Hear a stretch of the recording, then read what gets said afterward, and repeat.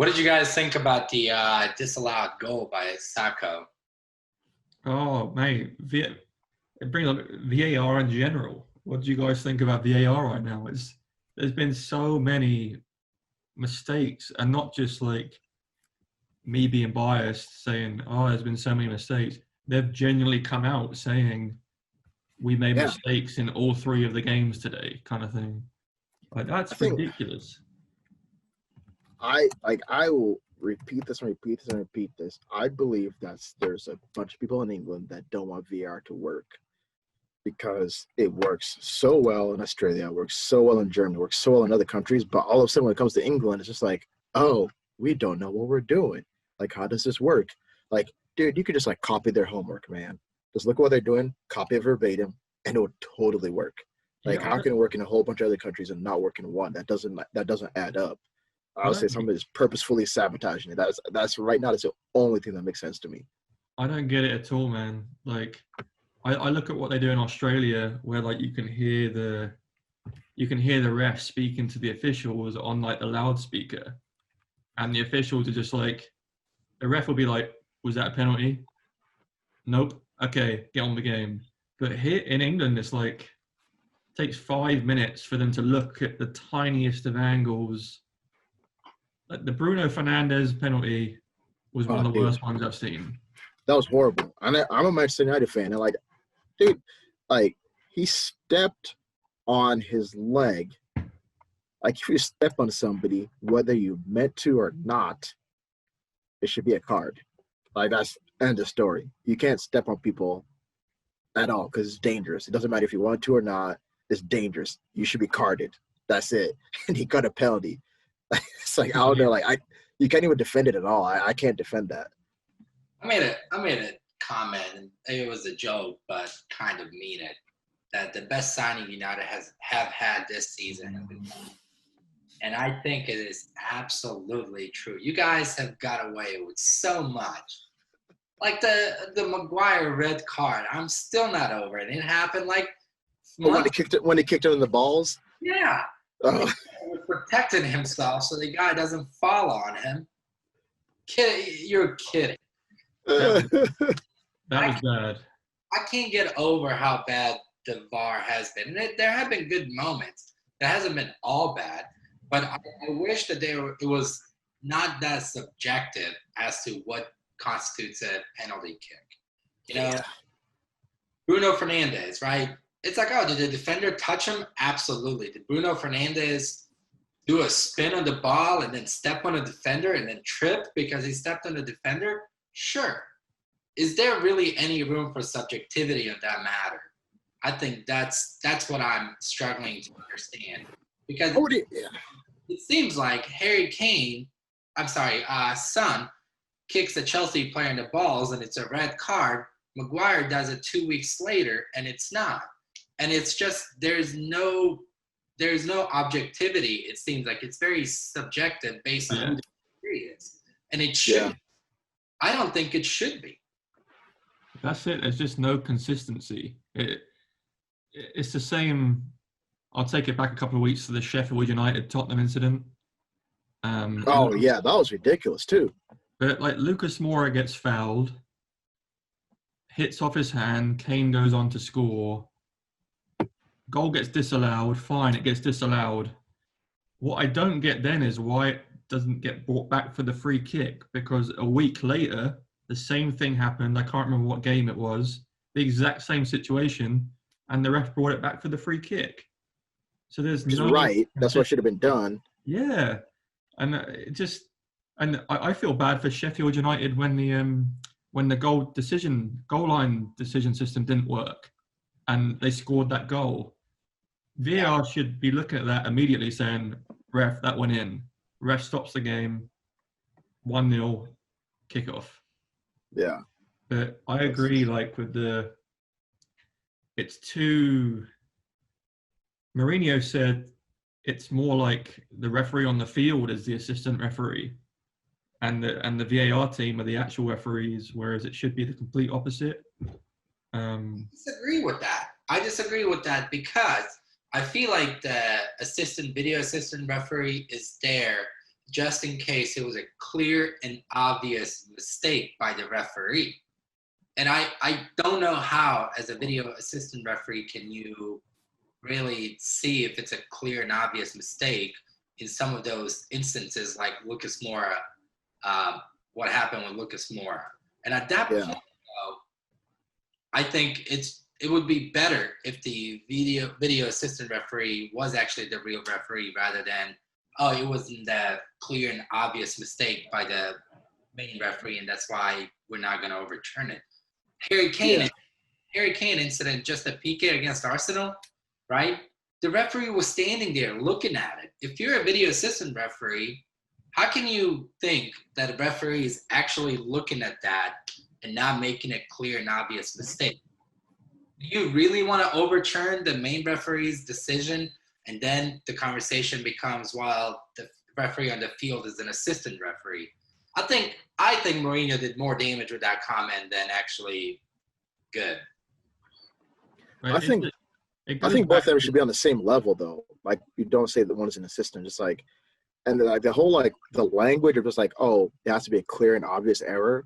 So just like, okay, if the referee made an error, but it's not clear and it's not obvious there was an error, then it still stands. So it's just like, that's also subjective too. Like, okay, what's a clear and obvious error? So the ref can make an error, but if it's not clear it was an error, then, oh, it's fine. This is why the Australia example is great, because if we had actually a video feed, the video assistant referee was like, well, did you see the push and Harry Kane from behind? Yeah.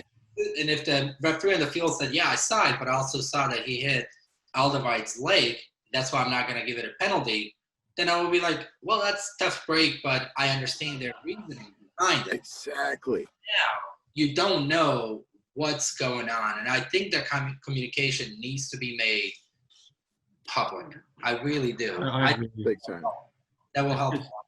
You know, even in Germany, like, the ref would stop the game if there was a decision that needs to be made. And I just don't know why they don't do that in the Premier League. Like, if the Sheffield United goal is a perfect example, like, it's a goal. VAR would have seen that literally immediately. At that point, he needs to tell the ref to stop the game. It's a goal. Yeah. The technology failed. It's a goal. Get on with it. Or you can just say, hey, check. Hey, it looked like it went in. Let me look at it again. Like, take a break. And then, like, he's going to, like, look at it. Oh, yeah, it was a goal. I mean, also, but the more we talk about, like, I feel like there's also just, like, this, like, fight to keep football just, like, traditional, but there's not a lot of stops, you know? So it's like, if you want to have that, so, like, in that situation, it's like the game would have to stop. You don't want to have to add additional stops. And I think that's also probably part of just the resistance of just, like, giving the VAR more power, because if they give them more power, then they can stop the game at any point in time and be like, oh, I saw this, let's check it. Oh, I saw this, let's check it. Then people start getting mad because, like, oh, football is supposed to be free flowing. You only stop for actual fouls. You don't stop to, like, just, like, check the game, you know? They're turning to, like, something else. But if there's communication, like if there is a serious foul, serious play that happens, such as Lucas Moura falling and hitting the ball on hand, and the VAR then needs to request that the referee on the field check the monitor to see what the call is. Because if he disagrees with him, right, if he thinks that he has better view and he disagrees with him, then he can be like, you should probably check the monitor. I don't necessarily agree with this decision. He checks the monitor, and then he can choose whether or not what's it going to be. Because at this point, what's happening is the blame is being shifted, and you actually don't know who to blame. Because we don't know what's happening. You don't know what the communication is. We don't know, you know, if what the referee is saying to the VAR, the video assistant referee. So I think the blame is just being shifted, and we don't know where to point our anger. And we're just blaming who they are. And I don't think that they're necessarily the ones to blame per se, because at a certain point, the referee has the ability and authority to go to the sidelines and check the monitor, and he doesn't. And I don't understand why not. I agree. I don't know what even like happened more. Dude, forget the monitor, man. Throw it up on the big screen. Like, throw it up on the big screen, show all the angles, and talk through the angles, and then, like, okay, let's hear what you have to say. and then like we'll understand. Like it's like almost like they're hiding behind this like screen of just like, oh, whose fault is it? I don't know. Is it VAR or is it the match official? You know, blame whoever you want to blame, but we don't know whose it is. It's like, let's hear what they're saying. Let's see what they're looking at, how they came to their decision, and then like, okay, all right, yeah, maybe they didn't come to the decision that we would like, but if there's an explanation, it's like, okay, all right, I get it. But My fear is that this season is ending so late that the new season is starting in a month, and nothing is going to be changed about VAR. Nothing. yeah, And Agree. we're going to be in the same boat as we were this year, and so much frustration and anger is going to happen because these referees, the video assistant referee, I don't know if things are different when you're looking at it from that point of view versus when you're in the field, but it doesn't seem like they're very trained at it. And it's very subjective, and the subjectivity is not very well communicated. And it makes me think that there is some foul play happening even when there isn't. I mean, as a Manchester United fan, you've seen 24 penalties. Have you not this year? Sure. Have they been good enough to get 24 penalties this season? It scares me. It scares me because remember when like Juventus got caught for like match fixing and all that, and they got relegated. Like for me, that's becoming a fear. Like is my club cheating, and are we gonna get caught and then get like absolutely punished? Like I don't know, like how I would deal with that. Like it is legit. Like I mean, we've had a lot of legitimate penalties. I will say that, but also at the same time, it's like you look at 24, 25, and the next person next to you is like in like I think it was like 13 or something like that. It's like. That's it, man. It's just like it just looks shady. Like there's no, it just looks shady. Especially considering like United are good, right? But are they any better than City and Liverpool have not nearly as many penalties? And to me, that's just like, okay, City is probably the best team. Liverpool is the best team in the world, and they don't nearly have as many penalties. And I know it's a style of play that comes into that, but at the same time, United, while they are direct and have been quite more direct this year than any other years, 24 penalties seems exuberant amount. So I'm hoping there's no foul play happening, and same here, man. I hope it's been just mistakes. I mean, this is another subject that we could go on about all day. Just we can keep talking about VAR. I'm sure we will. I'm sure I'm sure this time next week we'll be talking about another decision that's gone against someone. But